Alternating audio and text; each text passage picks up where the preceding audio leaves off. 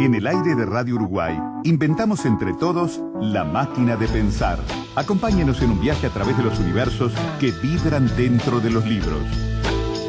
Bienvenidos al corazón de las palabras, la máquina de pensar. Conduce Pablo Silva Olazábal. Produce Gustavo Germán. Auspicia Biblioteca Nacional. La máquina de pensar.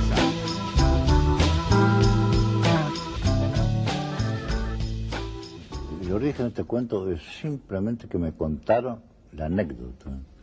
Y la anécdota existía. Era una pareja de dos chicos que trabajaban en una radio y se habían hecho ese juramento de amor, que nada puede interferir, pase lo que pase. Bueno, cuando ella violó el juramento de amor, el individuo rompió con ella. Entonces, por despecho, y esto sucedió, ella comenzó a mandarle cartas donde había una fotografía de ella y fotos obscenas todas, para martirizarlo. Ahora yo me acuerdo que yo intenté, aunque me habían dicho que yo no era suficientemente puro como para escribir esa historia, me habían hecho esa advertencia. Quien me contó la anécdota.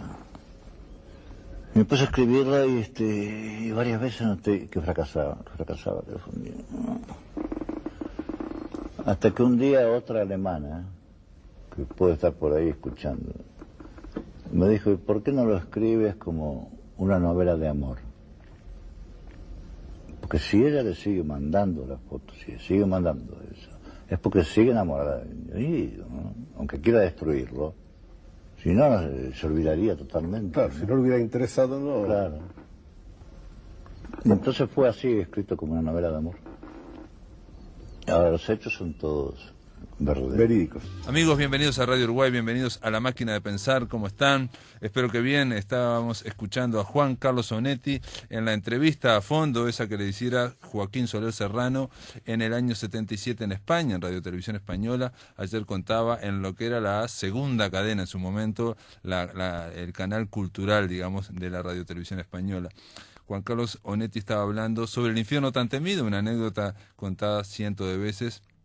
Se trata de que a Onetti, Luis Valleverres le contó una historia de infidelidad, de destrucción de una pareja, de una expareja sobre otra, mandándole fotos, teniendo sexo con otros hombres, en fin, una serie de cosas, y a él le llevó mucho tiempo, eso está reflejado en la Construcción de la Noche, en la biografía de Carlos María Gutiérrez, le llevó mucho tiempo, más de 15 años, llevar a cabo el cuento. En un momento planteó que iba a ser una novela corta, en fin, una serie de cosas, y lo logró, lo terminó cuando Dolly le dijo que encararlo como una historia de amor, porque ella todavía de estar enamorada se hace todo eso para seguirlo dañando. En fin, 20:04, tenemos a Nano Piriniak en controles de emisión, lo tenemos al Flaco Germán en la puesta a punto, y le damos la bienvenida a Rafael Courtoisí. ¿Cómo le va, Rafael Courtoisí? Muy bien, muchas gracias, excelente. Rafael Courtoisí, un hombre que también, Onetti es uno de tus... Sí, yo ¿no? soy en ese sentido un cultor y soy muy onetiano. Onetti, Quiroga y Felisberto. Y Felisberto. La tríada de Courtoisí. No, pero y también armonía ahí. Para ¿no? ser políticamente correcto, yo siempre hago el chiste que hay que incluir una mujer, pero tal vez haya que incluir más de una. Armonía, sin duda, como narradora y como una especie de paralelo a Onetti, en una construcción y en un proyecto narrativo importantísimo. Habría que incluirla. Y en poesía, de otro modo, sacando ese plano narrativo, a alguien como Susana Soca. Ah, mirá, Susana Soca. Sí, yo la incluiría. Sorprendente. Digo, obviamente, sin excluir... No, pero estamos hablando como de afinidades personales, o de estéticas, o de sensibilidad, algo que no pasa por una construcción de un canon, sino sería una especie de mini canon personal, claro. O algo que a uno a veces no sabe por qué realmente te tira uno, te tira otro, ¿no? Probablemente el plano narrativo que define el siglo XX uruguayo esté muy bien definido por esos tres puntos iniciales. Sí. Quiroga sin duda es fundacional. Felisberto, porque es una opción también, frente a otras corrientes, y el caso de Onetti creo que es insoslayable. Pero agregar armonía no está mal, no por, dice el chiste de lo políticamente correcto, porque tampoco vamos a hacer la cuota femenina. No, por favor. Pero por sí favor. porque... No manejarnos con cuotas para lo que es el arte, ¿no? El arte no es democrático. Estrictamente contemporánea de Onetti, en términos de creación, era un poco más joven, pero además, una mujer que conocí primero con su obra, y me deslumbró que una mujer escribiera de ese modo en Uruguay, y después la conocí personalmente, lo cual también fue un viaje alucinante. Los dos están de alguna forma, por lo menos vinculados por lo que sería el destino. Armonía muere en el 94, Onetti también. Este año se están cumpliendo 20 años de la muerte de los dos. En el caso de Armonía también se cumplen 100 años de su nacimiento. Vamos a hacer algo en La Máquina de Pensar. Ya ha ocurrido con Alicia Torres en una serie de... una conferencia que dio en el cementerio inglés, y que también Alicia Torres fue invitada a la Feria del Libro para hablar de armonía, así que vamos a hacer una semana power aquí en La Máquina de Pensar en torno a Armonía Somers, a una escritora que tiene un proyecto impresionante, muy raro, pero muy raro para los niveles, digamos, lo que sería la corriente rara de Uruguay. Era una cosa sorprendente. Es rara dentro de los raros, sí, es tal vez el momento más oportuno para empezar a entender el proyecto Armonía. Sí, es un proyecto que aparte arranca en el año 50 más o menos, La Vida Breve arranca en el momento que aparece 50. La Vida Breve y una fundación innegable de la narrativa urbana a nivel latinoamericano, de lo que después se llamó el boom, con Onetti, con La Vida Breve, y a su vez, en paralelo, insisto con eso, la obra de Armonía, que no es ni una versión femenino-netiana, es algo absolutamente es muy sui original, generis. es muy original, sí, hablaremos de ello. También se cumplen 50 años de la muerte de Felisberto Hernández. Va a haber movida, va a haber en agosto, septiembre, va a haber algo importante en el Museo de Artes Visuales y en la Fundación Unión. ¿Por qué? Porque el 1 de enero del año próximo, del año que viene, se liberan los derechos de autor de Felisberto al cumplirse 50 años, y se hacen patrimonio, digamos, de la humanidad o lo que fuere. Va a haber lanzamientos también, así que también hablaremos de Felisberto. Pero ahora, Rafael Courtoisí, El ombligo del cielo, es la última novela que presentaste en Literatura Random House. Es una novela que tiene su historia, porque vos en su momento hablaste de que era una novela más chica. Me acuerdo que mencionaste que la habías hecho en Chile. Es una especie también de declaración de amor a Chile, ¿no? Eso es un homenaje, una declaración de amor a uno de los países latinoamericanos que quiero mucho. Quiero muchos países de este continente, que es una misma cosa y es una diversidad enorme. Chile es un país peculiar para la literatura porque posee... El primer premio Nobel latinoamericano es la chilena Gabriela Mistral, en poesía, mujer, y el otro premio Nobel chileno es un poeta, Pablo Neruda, de lo que de algún modo se infiere que hay 17 o casi 18 millones de chilenos que creen que son el tercer Nobel. Pero eso lo digo un poco en broma. Pero que es tierra de poetas, ¿no? Es tierra de poetas. El nivel de la poesía chilena... Y desde antes de Gabriela y de Pablo Neruda, es tierra de poetas, de narradores también, pero tierra de poiesis, tierra de creación. Es un país que está, por su situación geográfica, entre el Pacífico y la cordillera. Y sí, la novela El ombligo del cielo es una especie de declaración de amor y también de asombro, vista desde un uruguayo que vivió allí un tiempito, y allí escribí la novela, gracias a una residencia literaria, una beca, digamos, que me permitió... ¿Dónde estabas en el lugar? Elegí precisamente un lugar, podía haber estado en Valparaíso, y de hecho fui bastante a Valparaíso, una ciudad que conozco y que amo, y que lamenté mucho este terrible incendio que la asoló. Descarté Santiago absolutamente, porque Santiago es mucho menos literaria de lo que uno podría pensar. Por lo menos en este momento la Santiago que yo conozco, post-dictadura. Es como en Nueva York, mamá. Sí, es otra cosa, una macro ciudad. Y entonces El centro le dicen Sanhattan. Sanhattan, Es sí, impresionante. sí. Y hay muchos Santiagos también. Ajá. Probablemente haya una generación, la de Mac Hondo, Claro. que escribió sobre ese Santiago, pero que a su vez no es Santiago, puede ser cualquier ciudad del mundo, puede ser Manhattan, puede ser Nueva York o puede Sí, ser sí, Chicago. Pero elegí una ciudad en el centro de Chile, que es una ciudad muy pequeña, y que era un desafío que por un lado planteaba dificultades y por otro planteaba, no digo facilidad, pero sí cierta afinidad con mi proyecto, que era una ciudad muy poco conocida, con muy poco glamour. A diferencia de Valparaíso, Valparaíso es una ciudad a la que le escribió Rubén Darío, que vivió en ella, en uno de sus cerros, el poeta Gonzalo Rojas. Pablo Neruda tenía su casa La Sebastiana. Es una ciudad de inmigrantes italianos y de barcos y bueno, tiene todo para tener una vida bohemia, poética, literaria, narrativa. Tiene el nombre que es súper poético. Súper poético. Va para el paraíso. Valparaíso. Impresionante. Eso es impresionante. Y por otro lado hay muchas ciudades en esa quinta región y en otros lugares de Chile que podían haber sido elegidos. Pero descubrí en una recorrida que me hicieron en el momento de la propuesta de la residencia literaria, una ciudad que efectivamente se llama La Calera y que está en el centro de Chile, entre, digamos, equidistante entre cordillera y Océano Pacífico y equidistante entre el desierto del norte de Chile y esas zonas del sur nerudianas, de bosques, de fríos, de humedades, de lluvias. Y esta zona y esta ciudad es una comuna pequeña, pero es una ciudad, se llama La Calera. Me pareció al mismo tiempo muy análoga a muchas ciudades latinoamericanas que yo he conocido en Ecuador, en Perú, incluso podría decir, forzando un poco la nota, acá en Uruguay, que no son Montevideo, que no son Santa María o Netiana, pero que son ciudades existentes que no se preguntan por su identidad, como nos pasa a veces a los montevideanos frente a los porteños o a los mismos porteños frente al mundo.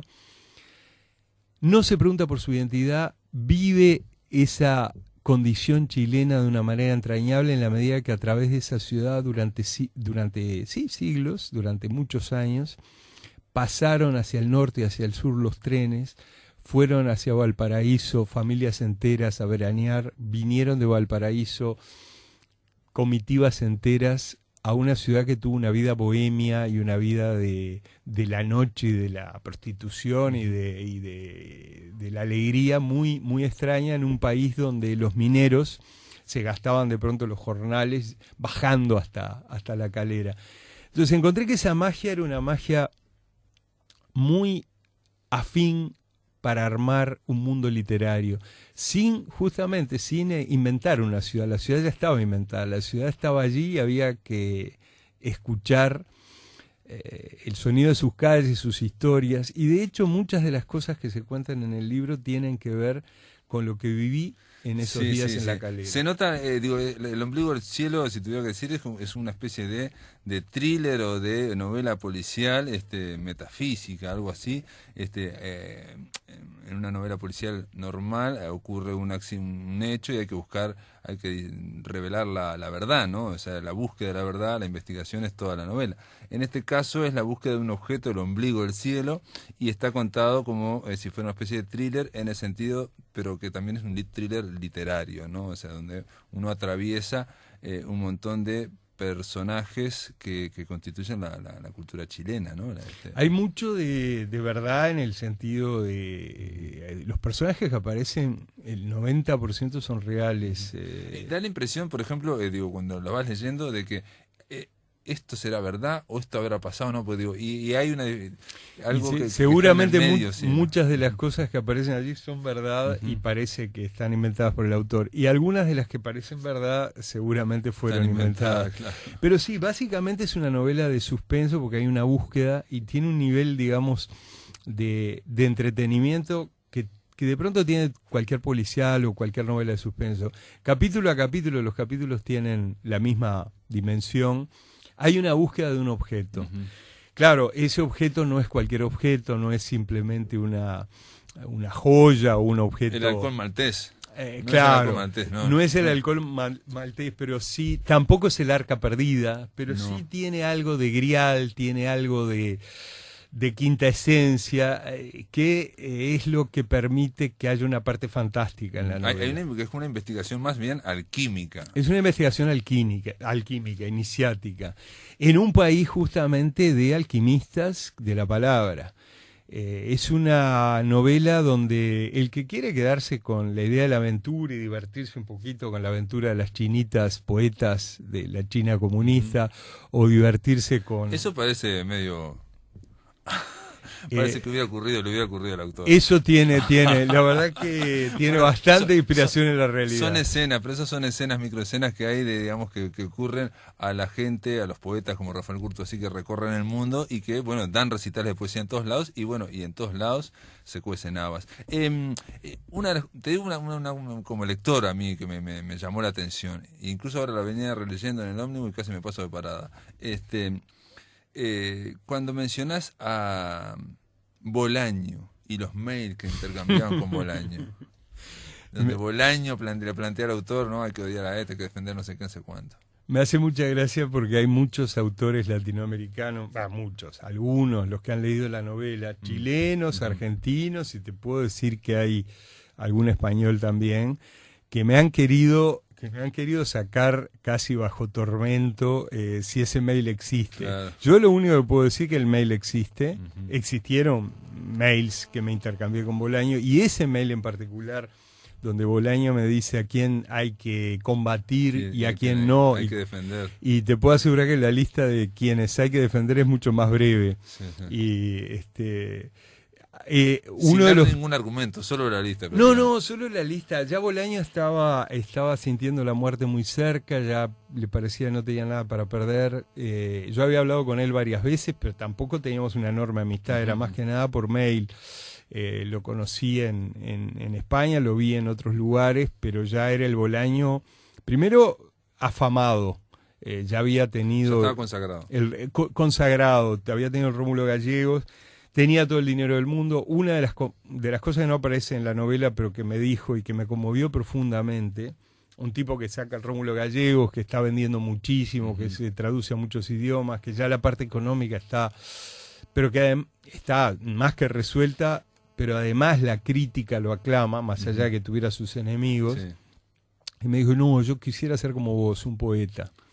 Con lo cual, obviamente, esto... Porque él era poeta, al principio era no solo al principio, él tiene un libro, Los perros románticos, que es el más conocido, pero yo conozco otros poemas de él, y era un hombre que, ojo que acá yo, cuando digo esto, que hubiera querido ser como vos, un poeta, no me estoy yo poniendo, lo que digo es lo interesante, que Bolaño, de este país de poetas, entendía que la forma mayor del reconocimiento literario tiene que ver con la poesía. Claro, y eso no es para nada casualidad en un país como Chile. Ahora, al mismo tiempo, Bolaño era un operador de la cultura, que tenía sus amigos, sus enemigos, y que en esa impunidad que te da la vecindad de la muerte, él se creyó un poco con autoridad, porque tenía unos años más que yo, para decirme la lista. Y la lista está, y no la voy a revelar, está buen recaudo, pero es verdad que existió ese mail. Y la reacción del protagonista, en este caso vos, que lo mandaste a la... Sí, la reacción fue tal cual la que aparece en la novela. Ahora, me pareció también que era un modo de homenajear a Bolaño. Sí, digo, esta microescena tampoco tiene que ver con el tono de la novela, donde ya de entrada van pasando los grandes, aparece Nicanor Parra, aparte, los chilenos tienen eso, los poetas chilenos, ¿no? Parece como que ellos mismos se desmitifican, ¿no? Ahí tienen un trasfondo de humor todos, como una sorna, que ellos, Nicanor Parra, que dijo, bueno, hay que bajar del Olimpo, ¿no? Hay que bajar del Olimpo. Y yo entrevisté a Maquieira y dice, bueno, pero yo, como después de Nicanor,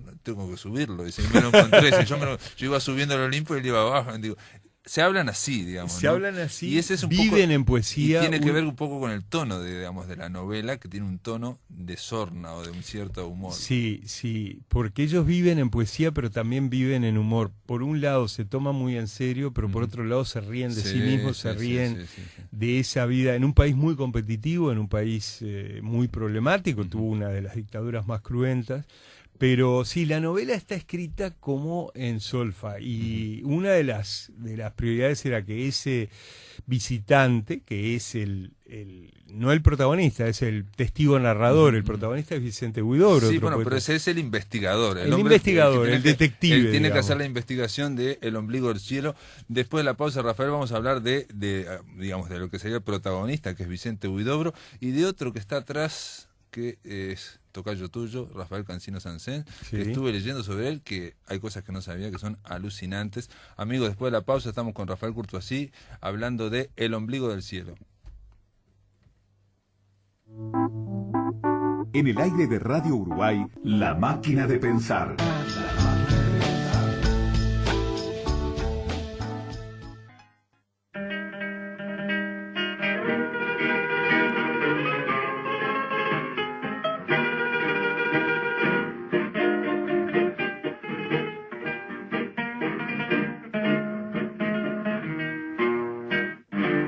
Cuando la suerte que frena, fallando y fallando, te largue para.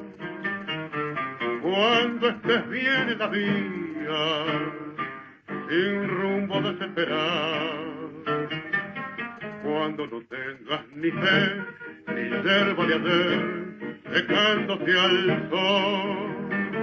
Cuando rajes los tamangos, buscando ese mango que te haga por paz. La indiferencia del mundo, que es sordo y es mudo, recién sentirás.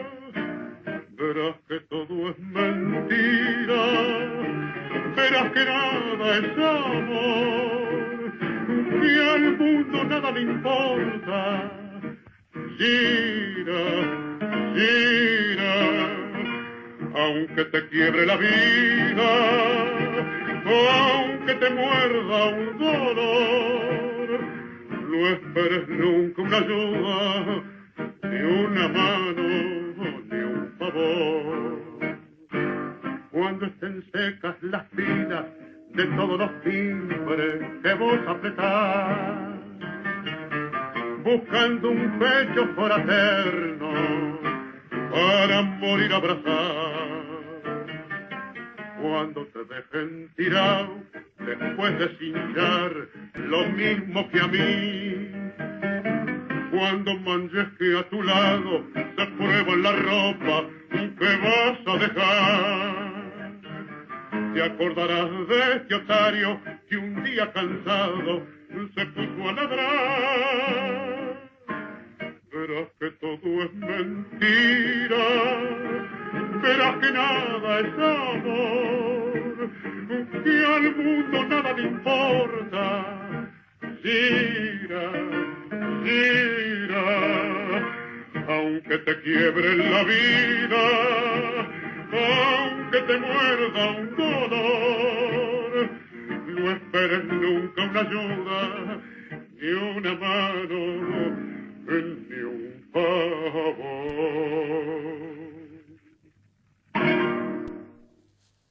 Bueno, no hay que presentarlo, era el mago, y tampoco hay que presentar el tema, Gira Gira, Discépolo, en esta semana dedicado a Onetti. Bueno, Onetti dice en Construcción de la Noche, cuando no tengas ni fe ni yerba de ayer, ¿no? Cuando estés buscando los mangos, algo así, dice, bueno, yo buscaba 5 mangos. Dice.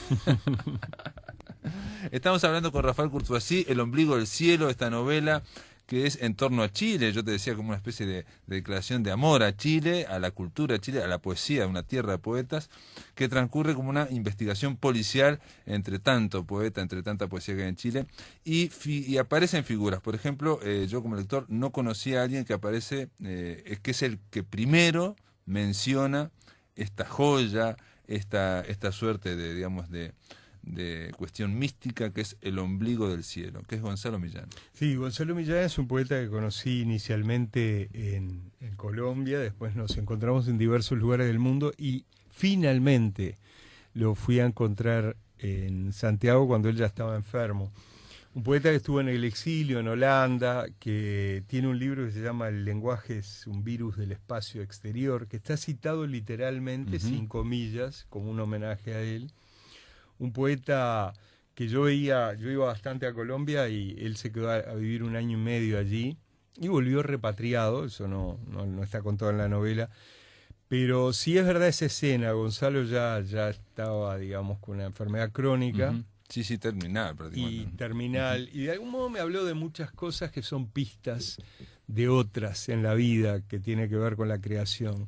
Y por eso también estaba el homenaje a Gonzalo, un poeta de los muchos que hay en Chile, desaparecido en forma relativamente precoz, prematura. Homenajearlo también poniéndolo al inicio de esta historia, porque de hecho sí, Gonzalo era un tipo muy afable por un lado, muy duro por otro, como estos grandes poetas chilenos que hay por todo Chile, ¿no? Sí, impresionante. Sí. Y es una de las figuras sí que me abre como una de las llaves al investigador del libro sobre eso que es el ombligo del cielo. Este uruguayo que está ahí, está en una escena ahí tomando, una escena muy bien contada, ¿no? Que ocurre en esas escenas que uno está, ¿no? Comiendo, en una sobremesa, mucho vino, con la cordillera, con el aire limpio y puro que hay en Chile, y entonces, por lo menos afuera, no en Santiago, ¿no? Porque Santiago es horrible, y aparece esas cuestiones de sobremesa y ahí se menciona el ombligo del cielo, que es una especie de joya que trajo nada menos que Vicente Huidobro a Chile. Y ahí empieza la investigación. ¿Quién fue Vicente Huidobro? Obviamente lo conocemos todos de nombre, por lo menos creo el autor de la corriente del creacionismo, alguien que estuvo en las vanguardias en España, el ultraísmo, pero ahí aparece como él, y lo mencionás vos como narrador, que fue el primer hombre que estuvo con Rafael Cansinos Sansén antes que Borges. Borges dijo que era el maestro de Rafael Cansinos, era el maestro de Cansinos Sansén, pero Huidobro estuvo antes. Huidobro estuvo antes y efectivamente estuvo antes. Huidobro, hay poca gente que sabe que de Latinoamérica el primer candidato, no lo obtuvo, el primer candidato al Nobel, un tipo que alternaba con Picasso, con Braque, con Villon, con Bourdelle, con los grandes pintores, con los grandes poetas, con André Breton, los surrealistas, Philippe Soupault, es Vicente Huidobro. Un tipo que publica Altazor en francés, el parachute, ¿no? El paracaídas. Y un tipo que era conocido de todas las corrientes, estamos hablando de las vanguardias del 10, del 15, el futurismo, el ultraísmo, que conoció a Cansinos Sassens, probablemente antes que Borges. Yo tampoco lo puedo afirmar totalmente, pero probablemente antes que Borges. Lo que sí es cierto que Borges fue absolutamente influido por Rafael Cansinos Sassens, y de algún modo se los reputa como los creadores del ultraísmo, que sin duda se encuentra en los 3 primeros libros de Jorge Luis Borges, que son Fervor de Buenos Aires, Luna de Enfrente y Cuaderno San Martín. Pero a su vez, Huidobro, con un ego muy grande, que lo tenía, fue un tipo que en una fecha absolutamente impensable para otros latinoamericanos fue efectivamente candidato al Nobel.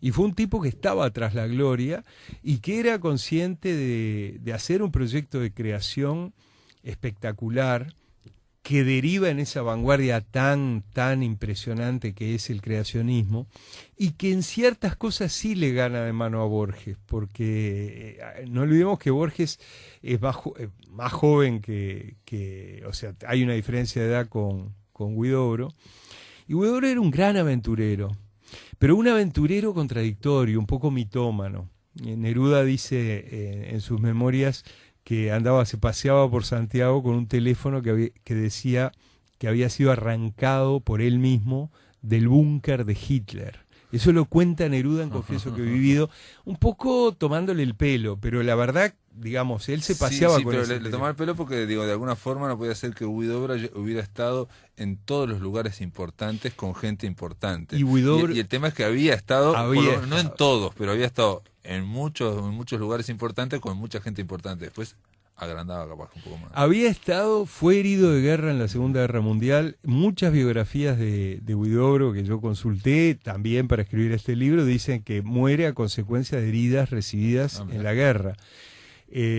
Justamente en el libro se da otra explicación de la muerte de Huidobro. Ahora el personaje que está detrás de Huidobro, que lo introduce, es Rafael Cansinos Sansén. Yo te decía que fui a leer porque lo conocía, digamos, cuando decimos que lo influyó a Borges en los primeros libros, es cierto, eso está admitido, pero Borges lo volvió a citar a lo largo de toda su vida como un gran maestro y realmente era alguien especialista en todo, ¿no? Especialista en todo. Maestro de Borges, que es mucho decir, porque Borges tiene maestros que él elegía como maestros más allá de su trascendencia, pero Cansinos de Azucena fue maestro de muchas generaciones, de muchos españoles, y un tipo de una historia extrañísima, un tipo que dominaba el griego, que dominaba el latín, y cuando descubre que es marrano, es decir, que es judío converso, que es pertenecía a sus antecesores a una familia judía, cuando descubre eso, que le pasó a muchos y le pasa en España y en Latinoamérica, pero en España, después de 1492,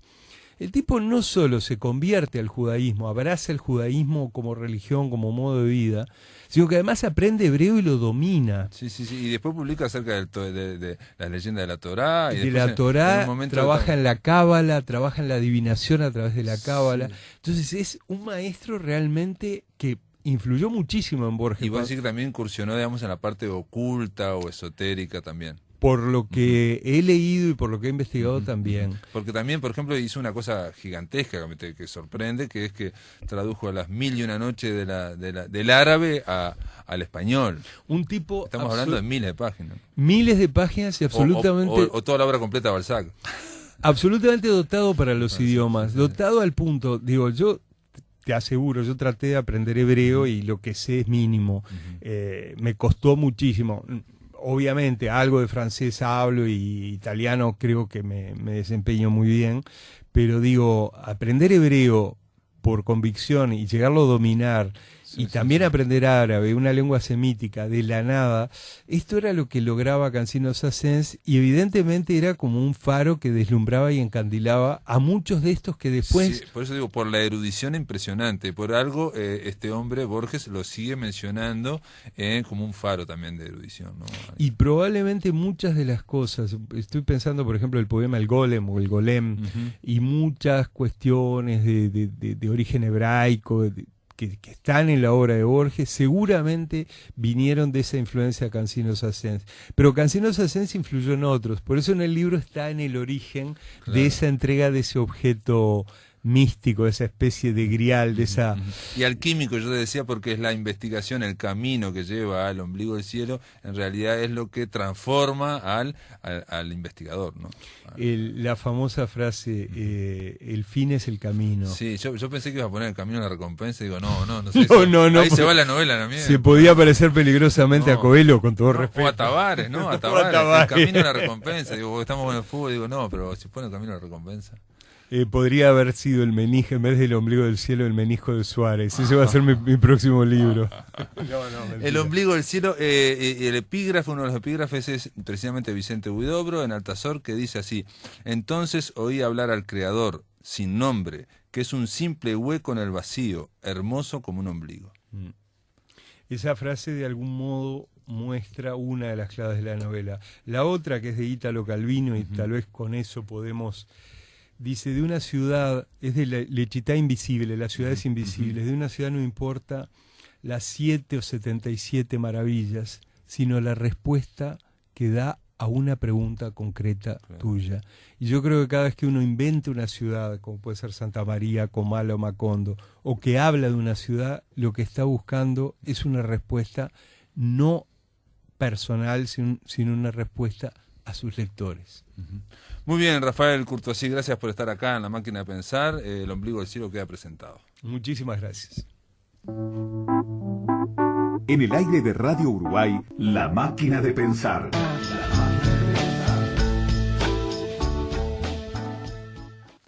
Estamos conversando aquí con Débora Quirin Perrús. ¿Cómo andás? Pero muy bien, buenas noches a todos y muchas gracias por la invitación. Débora Quirin Perrús estudió licenciatura en letras, es docente ahí de la UTU, también es periodista en La Diaria.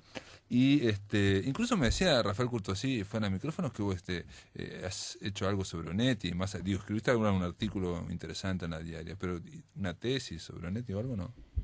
No, hace un par de años cuando yo me dedicaba a la vida académica, ahí sí escribí como lo que se llama paper o ponencias, digamos, una ponencia, pero más del lado de la investigación. Correcto. Y decime, y obviamente licenciatura en letras requiere leer mucho, pero como cuando eras lectora antes de ir a estudiar.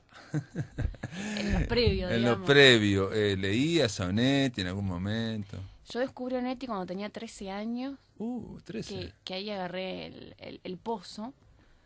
Y sí, no entendí mucho, pero me fascinó todo ese mundo, los personajes, las escenas, eso me fascinó, pero no decodifica mucho. Bueno, pero el pozo es muy directo, digo, tiene fuerza en ese sentido, es muy directo, ¿no? Sí, sin duda, después las lecturas son más profundas. Pero... Sí, yo siempre recomiendo, para el que no ha leído nunca a Onetti, me parece que es una buena puerta de entrada al pozo. Está bien, sí, sobre todo por ser novela, y después yo siempre hablo de los cuentos. Porque viste que entrar con la vida breve o con cadáveres es otra cosa, es otra historia. O el astillero, sí, claro. Sí, son enormes, ¿no? Sí, claro. Son más cosas. Y los cuentos, si yo te preguntara así, más allá de crítica, más allá de periodista, más allá, digamos, de esa mirada, ¿qué cuentos te movían o qué cuentos te gustaban, digamos? O uno a veces lee cosas... Claro, acá es inevitable que uno se repita. No importa. ¿No? Pero a mí me pasa con Bienvenido Bob, que sí. siempre lo digo, que es el mejor cuento que he leído. Y después escenas increíbles, como es ver en la costa, cuando la protagonista, Kirsten, vino de Dinamarca, va al puerto a mirar cómo parten los barcos. Por ejemplo, esas escenas que son increíbles, de Onetti, cinematográficas, digamos. Después El infierno tan temido. ¿Leíste de Iceberg en la costa? ¿Leíste la adaptación a la historieta? Que no, hizo, ¿sabes que no? Santulo y Vergara, Matías Vergara, hicieron una adaptación de Iceberg en la costa y ganaron el primer premio, creo, o el segundo, pero está en un librito que no circuló mucho, que es adaptaciones de cuentos de Onetti a historieta, ¿no? Nunca se lo hubiera imaginado, Onetti. No, Renzo Baira también es una linda adaptación de Bienvenido Bob, creo, o de Sueño Realizado. Sé que de Un sueño realizado se han hecho cosas. Sí. Bueno, Un sueño realizado también es un lindo cuento, es un cuentazo. Pero estamos hablando... Después El infierno tan temido, me decías. El infierno tan temido es un cuento increíble, que es una historia que le contó, probablemente muchos lo sepan, Luis Valle, sí. Justo hoy estuvimos hablando porque pasamos un minuto o dos de este hombre hablando, de Onetti hablando de esto precisamente. Pero vale la pena contarlo porque es una anécdota... increíble, ¿no? El presidente le cuenta a Luis Valleverres. Es increíble eso, que el presidente le cuente a Onetti esta historia, y Onetti por tantos años no sabía cómo escribirla. Hasta que un día que Dolly viene y le dice, ¿por qué no lo escribís como una historia de amor? Y es que Onetti le encaliente, digamos. Sí. En la construcción de la noche, en esta última, la biografía que Carlos María Domínguez la amplió, incluso dice ahí como que Onetti había planteado hasta hacer una novela corta, o sea, como que escribió cosas y las desechaba, no había forma de... Y sin embargo terminó haciendo un cuento cortito, bastante corto, ¿no? Y que es magistral, ¿no? Está considerado...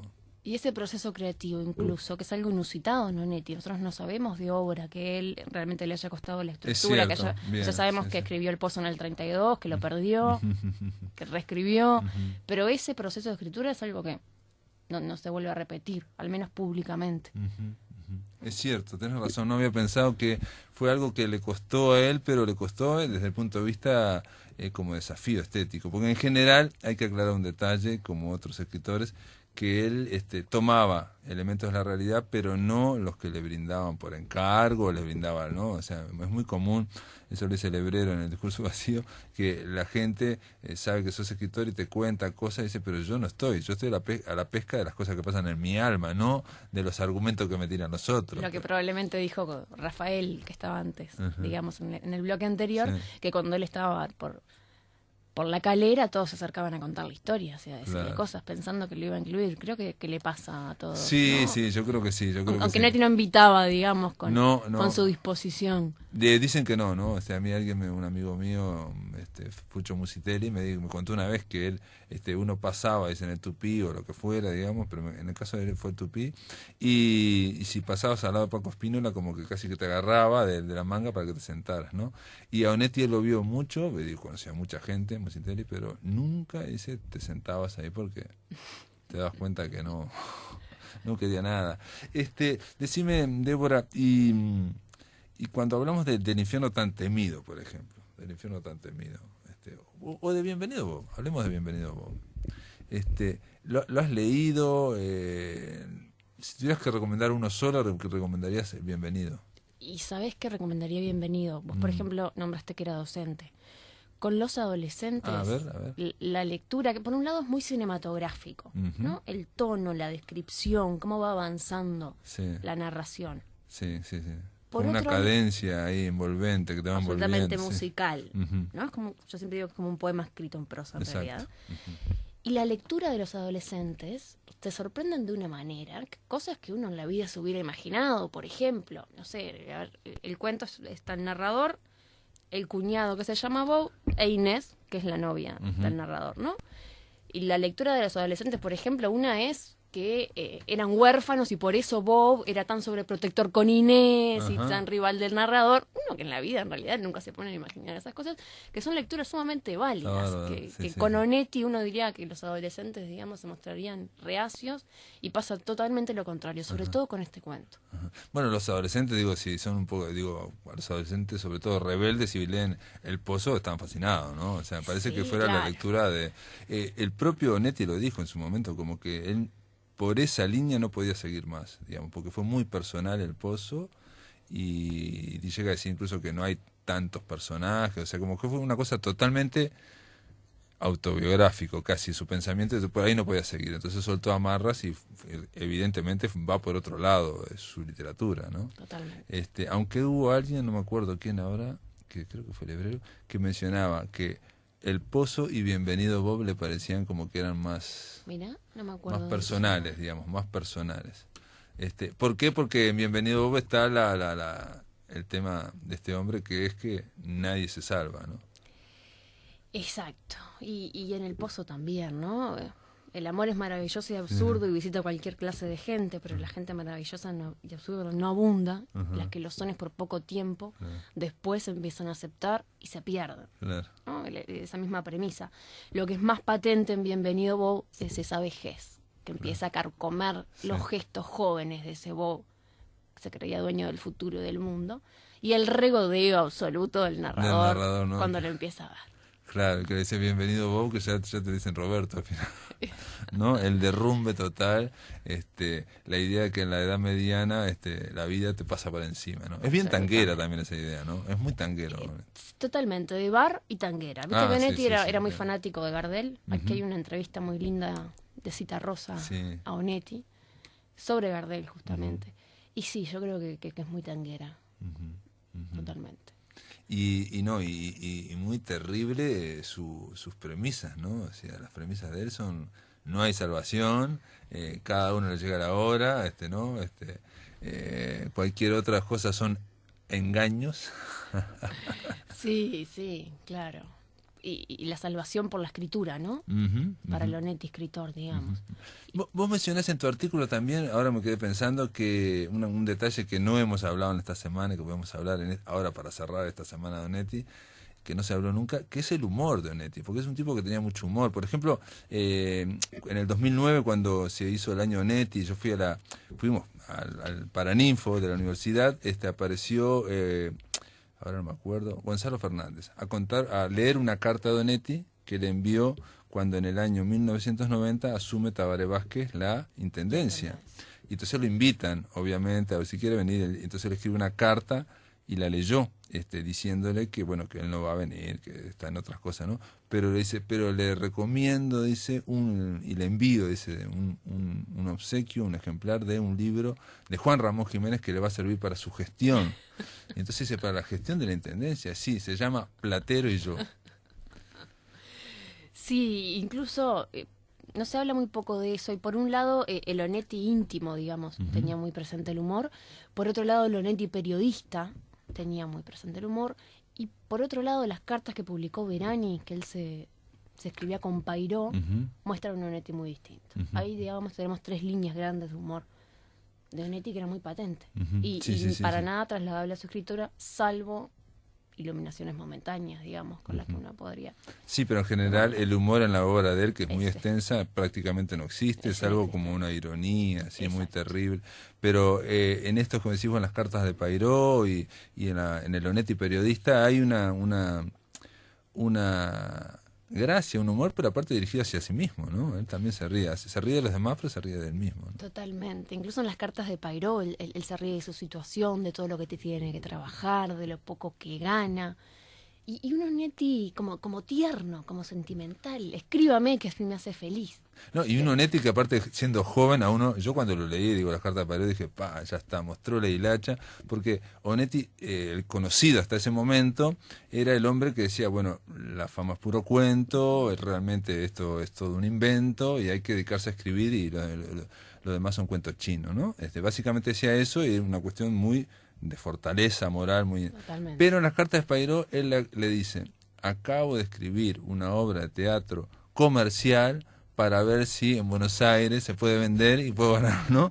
O sea, él quería en ese momento hacerse el comercial, por supuesto, nada, fue un fracaso total, absoluto. Y Onetti comercial no estaba destinado. Bueno, digamos, pero aparentemente pero sí. la obra de teatro se perdió, pero en la biografía de Carlos María Domínguez dice que se llamaba algo de Napoleón Bonaparte y no sé qué. Sí, ¿no? es increíble que en realidad no se sabe nada de la obra, no se salvo sabe nada. esas cosas. Incluso Sí. en las cartas a Pairó le dice sí que le llevó el libro a Eduardo Mallea. Está constantemente pensando en la publicación en Buenos Aires. Claro, promoción, digamos, la promoción. Totalmente. Y aparte tratando de buscar trabajo como escritor.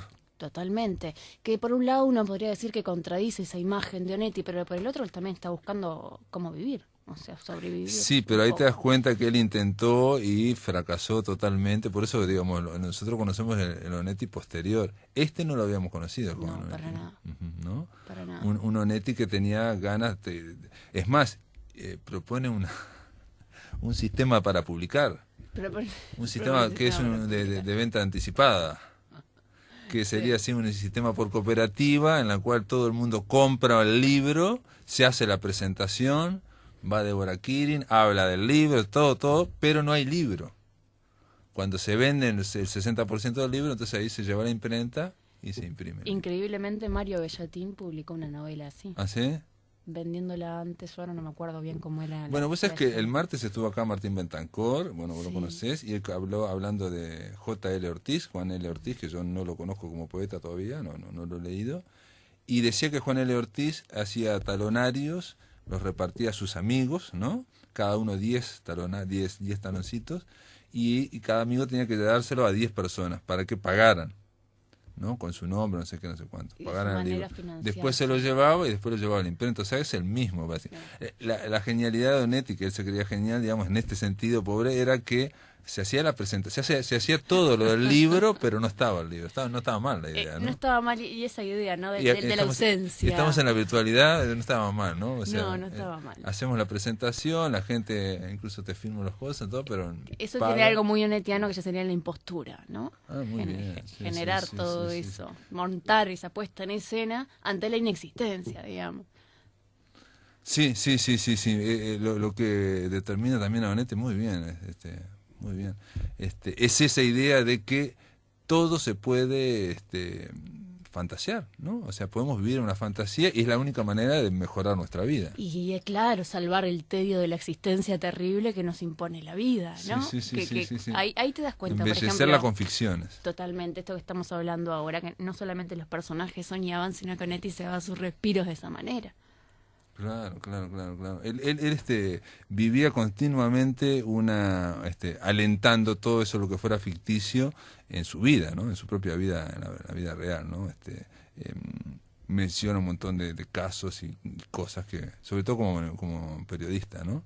Que uno dice... Sí, que ahí construye un mundo que es increíble, porque habla de todo, además. O sea, hay una presencia constante de Faulkner, de sus referencias, pero habla de política, habla de... Y bueno, cuando está en los 90 en España, viste también que se habla de alguien que, más allá que era muy indiferente, estaba en la cama, estaba en ese mundo de ficción, estaba muy informado de la realidad, ¿no? Absolutamente. O sea, se leía todo, se leía...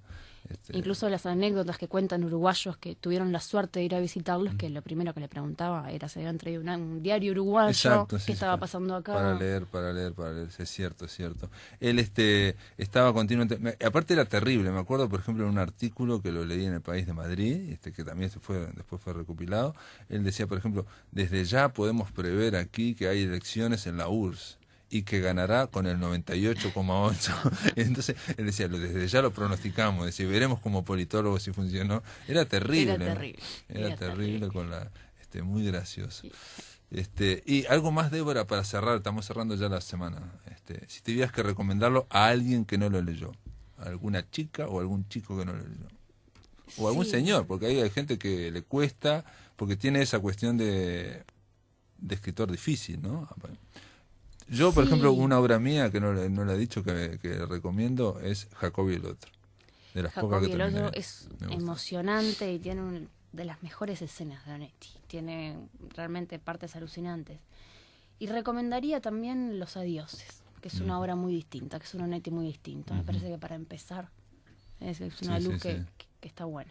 Es una novela corta, pero para los onetianos está considerada como que es la novela, ¿no? Es una fascinación que hay con Los Adioses, la verdad que yo no la comparto tanto, pero como lector digo, es buena, es impresionante. Sobre todo como puerta de entrada, Sí, ¿no? No, que pero es más amena, es muy amena, o sea, sí. Por más que los onetianos la fascinación también vaya por otro lado, el más Onetti puro, exacto, si se quiere llamar de algún modo, es una puerta más fácil de entrar. Los Adioses, que creo que está dedicada a Idea Vilariño. Dedicada a Idea Vilariño, exacto. Que es su otro amor. Débora Quirin Perrux, gracias por estar acá en La Máquina de Pensar. Un gusto, muchísimas gracias a ustedes. Gracias por ayudarnos a cerrar esta semana dedicada a este hombre llamado Juan Carlos Onetti. Dos detalles que no dije en la semana. Creo que cuando estuvo Carlos María Domínguez, lo dije el lunes, el editor Boris Fangola me dijo que se vendieron con El País 50.000 ejemplares de la obra de Onetti, de los 12 tomos. O sea que habla de que se vendió muy bien, 50.000 ejemplares, son muchos ejemplares para Uruguay, quiere decir que está circulando, y yo recomendaría, si alguien no lo leyó de esos 12 tomos, el último, el tomo de las misceláneas, de los artículos y de los cuentos cortos, porque vale la pena, es muy novedoso. Y lo otro que quería decir, y para terminar, es que Hortensia Campanella me comentó que cuando vino Coetzee aquí, al Solís, a hablar, pidió libros de Onetti en inglés y ella quedó en conseguírselos y ya habló, entonces, o sea que hay interés por Onetti para un buen rato. Amigos, el lunes a partir de las 20 horas estamos aquí en Radio Uruguay, los espero, que lo pasen muy, pero que muy bien.